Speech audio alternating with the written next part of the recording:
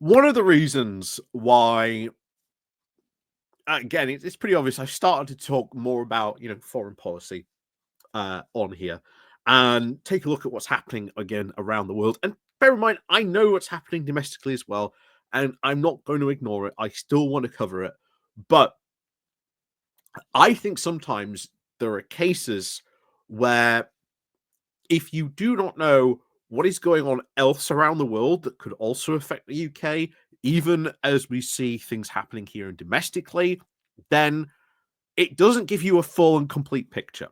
Now, I've said this before. I think the left, when it comes to foreign policy, I think is very bad.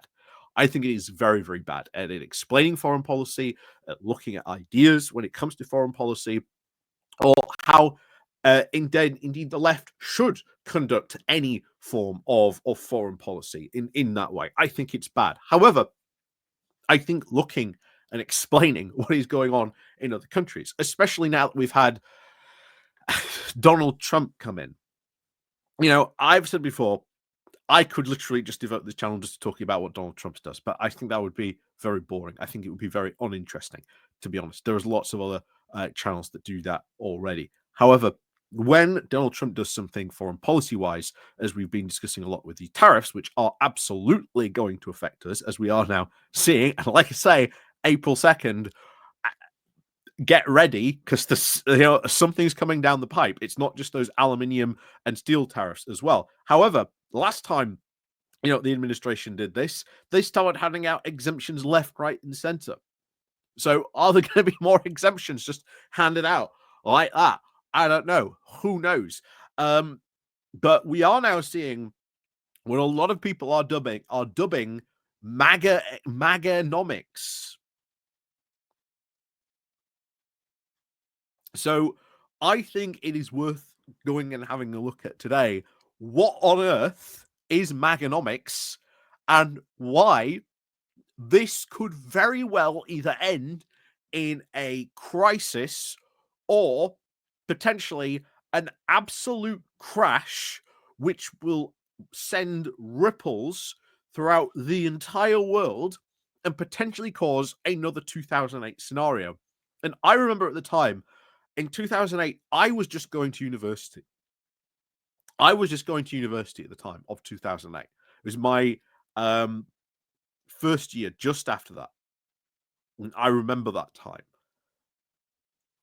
But now I'm not in university. I am a lot more vulnerable to a lot more stuff that goes on the economy. And if this happens, it could be bad. Like, this could be really bad. Like, there is a reason why economists are freaking out about the stuff that Trump is doing. And, things could get very bad very quickly. Very bad very quickly. So I think, as I said before, it is worth talking about stuff when Trump does stuff that could affect us here. This is one of these things, this Maganomics that we are now seeing, that could have huge implications on us. Huge implications. So, before we get more into this, please do remember to click on the like, share, and subscribe button.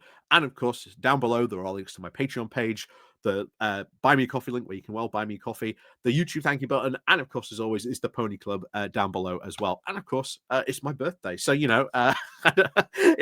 you want to buy me a coffee for my birthday, like I say, feel free to. Or there is the thank you button down below as well. So thank you very much to everyone who does support and help the channel that way. So, as always, let's crack on then into this, because my word, this is worrying. This is incredibly worrying on this front. So, this comes from The Guardian. It's Maganomics. Trump's brash economic strategy is likely to end in a crash or crisis. So, what connects Donald Trump's approach to trade, tax, and government spending? Is there a Trumpian theory of economics, or Maganomics? Trump, of course, like most politicians, would doubtlessly reject any claim that he was following a particular ideological blueprint. Just then, As John Maynard Keynes said, practical men who believe themselves to be quite exempt from any intellectual influence are usually the slaves of some defunct economist. Well, I couldn't agree more. I couldn't agree more. Anyway, it is certainly very difficult to, of course, attribute Trump's policies to now the intellectual influence of any one strand of economic thinking. Indeed, because there's no economic thinking going on in his brain, because all Trump's success and etc. was helped and done by other people. He's terrible in this. So, the most obvious frame is now the dual one identified by Harvard economist Dan Roderick, who has described it now as a combination of economic nationalism and the techno right. The former represented now by the long-term confidants Peter Navarro and Steve Bannon, who want to rebuild America's traditional industrial strength behind tariff walls while deporting as many immigrants as possible. The latter is now represented, of course, by Elon Musk, is now a way to engineer a great leap forward into an AI-enabled libertarian future. This, of course, divide is now instantly recognizable to British readers. Amongst, of course, the Brexiteers, there was a very visible tension by those who saw Brexit as a way now to reverse the perceived adverse effects of globalization by allowing the UK to set a far more restrictive migration and trade policies.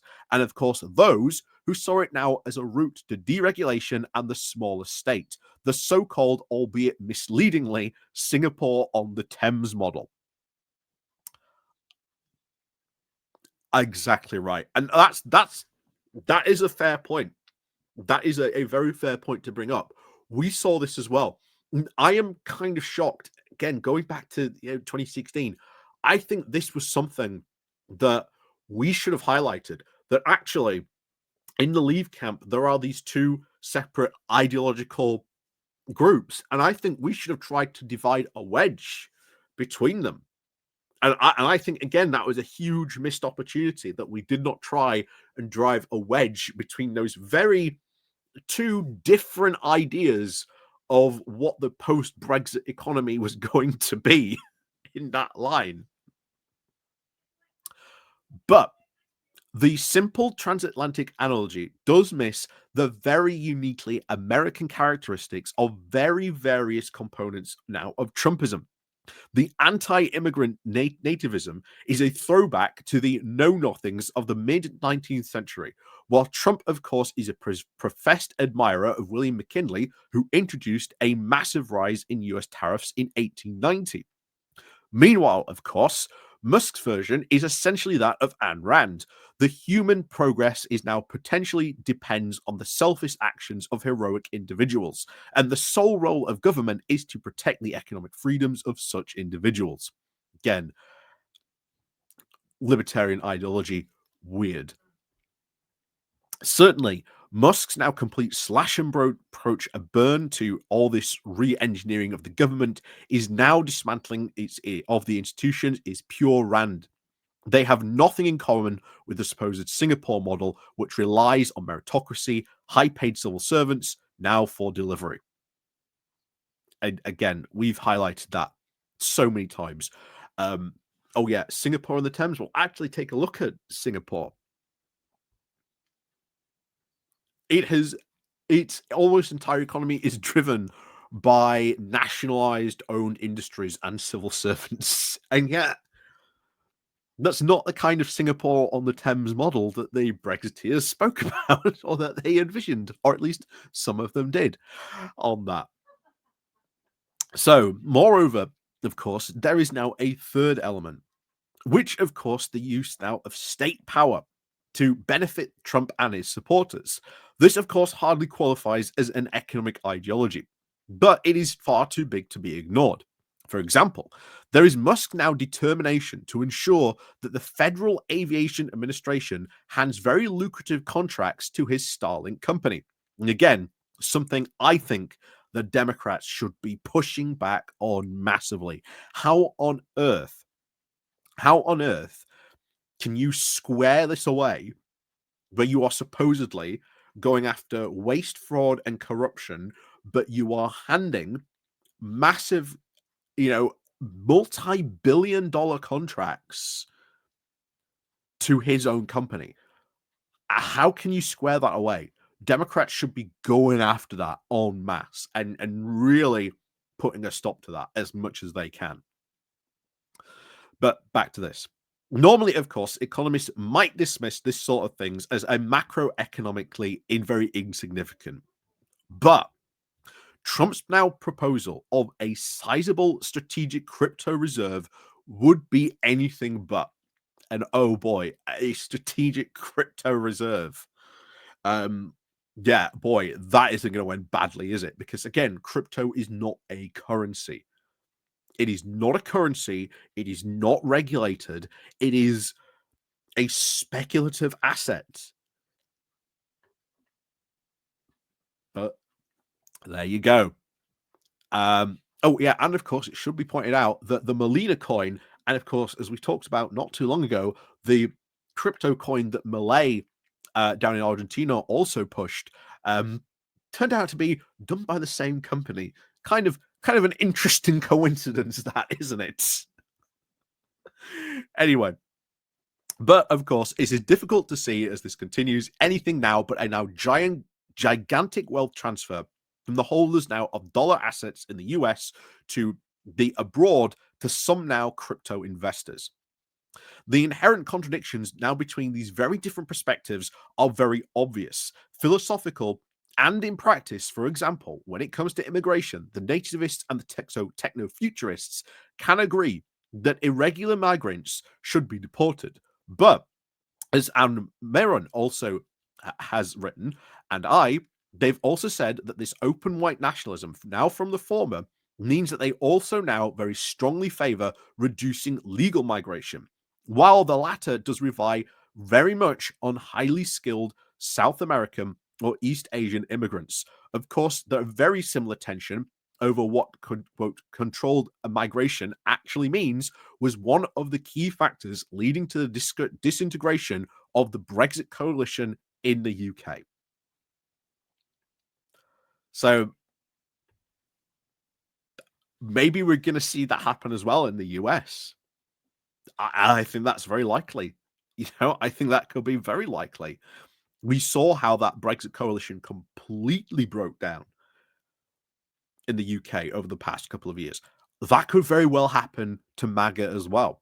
That some MAGA people get either completely disillusioned or go even more hard right in their anti-immigration rhetoric. I think that could be very, very much inevitable, to be honest. But back to this. Similarly, of course, the very large tax cuts now targeted on the rich, combined now with import tariffs that hit the lower and middle income houses, will now directly hurt many of those who thought they were now voting to improve their own living standards. And oh boy, this is when it's going to hit. Because already they're trying to spin as this is just a blip. This is just a blip, guys. Don't worry about it.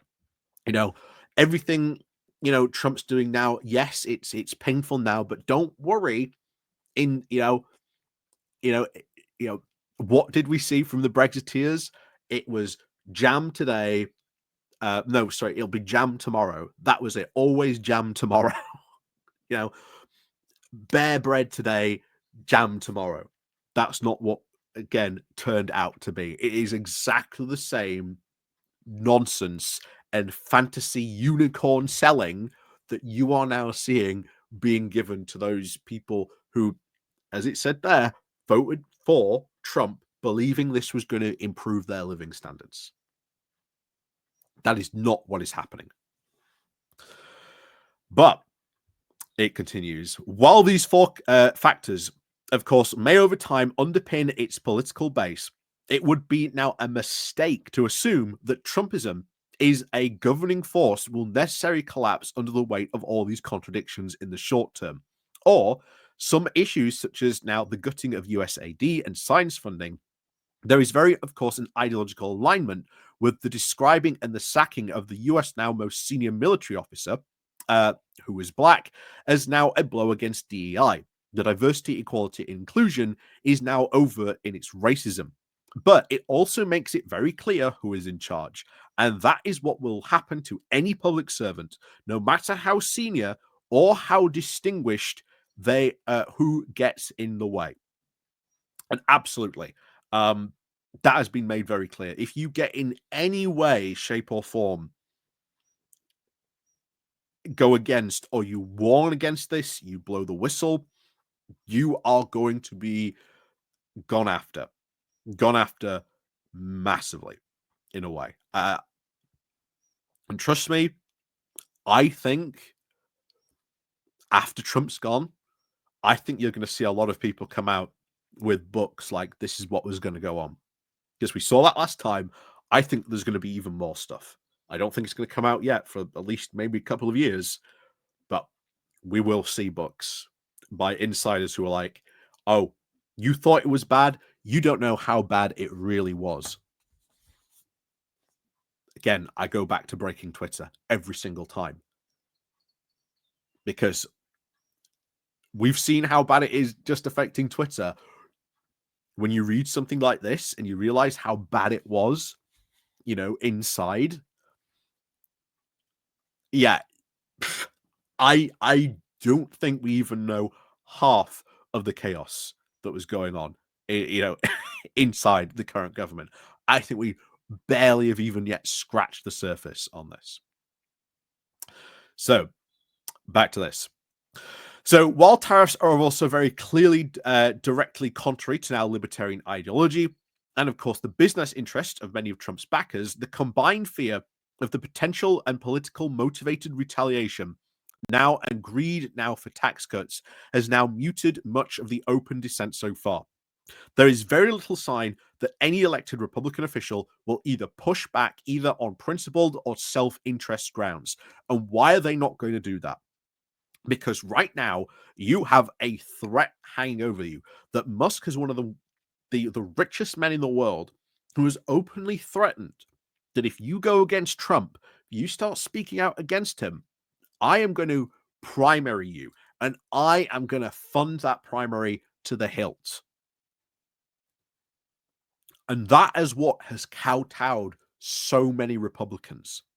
And so long as Donald Trump has Elon Musk at his side, I don't think you're going to see too many Republicans go against Trump.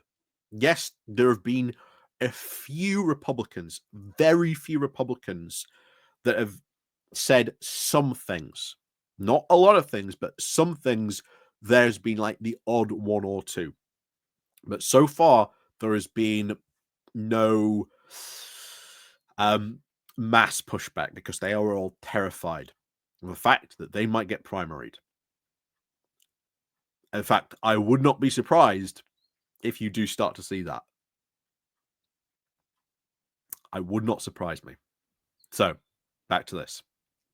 So much, of course, Trump's rhetoric is, of course, very performative rather than, of course, directly connected to any substantive policy. So, at least now for the immediate future, Trump at least may succeed in riding all these three horses at once. Rather than trying to slowly unpick itself, it may take a crisis now to prise this coalition apart. And it is not hard to see how that could happen. The US's fiscal trajectory is already unsustainable. The large tax cuts combined with the deliberately hobbying of the IRS's ability to collect taxes and the fact that the Musk cuts will deliver little or nothing in the way of concrete spending reductions will test the market's normally impregnable confidence to the status of the treasury bonds as now the ultimate risk-free asset. So basically, have a look and keep your eyes on US treasury bonds. And if, oh boy, if those start to plummet or they start to go down, oh boy, will there be trouble. Meanwhile, of course, while it is impossible to quantify the systemic demand for the financial regulation, must at some point take some sort of highly this a disruptive event now in financial markets considerably now more likely. Maganomics is not just inconsistent, but it is very dangerous and will probably end not with a whimper, but a bang. I couldn't agree more. I couldn't agree more with that, to be honest. I think that's what's going to happen, and we're already seeing like the stock market just down and down and down and down. Um,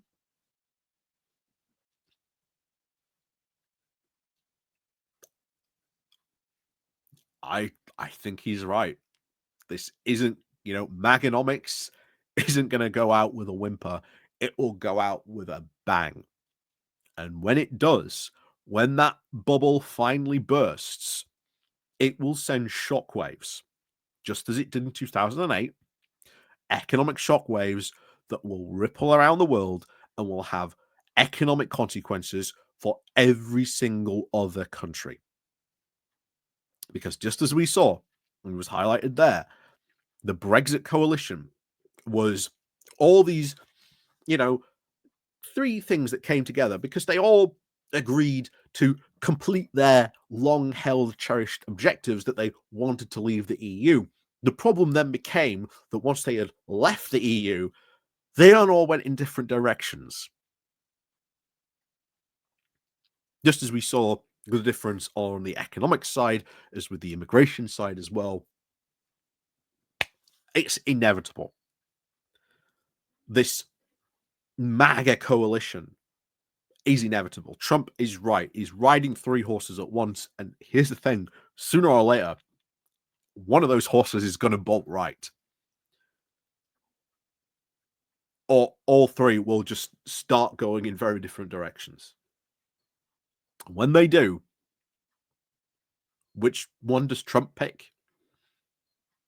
You may remember before this, there was that brief fallout between Bannon and Musk. That went all very quiet, didn't it? That went all very quiet.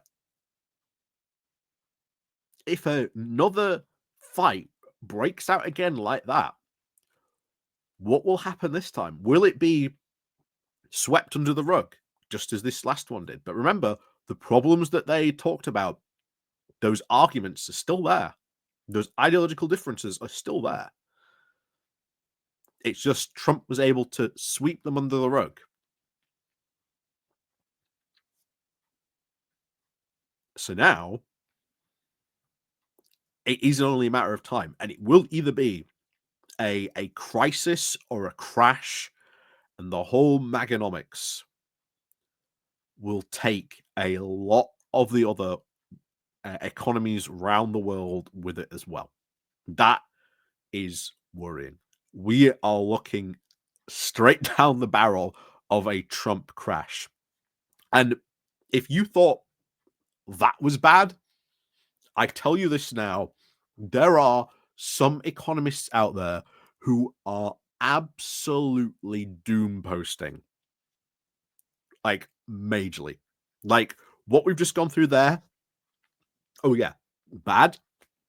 But trust me, some economists out there are doom posting beyond belief.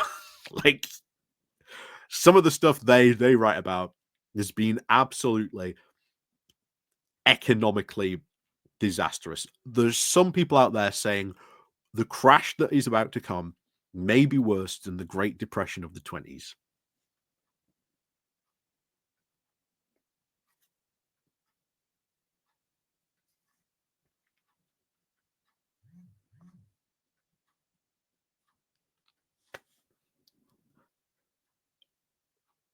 Yeah.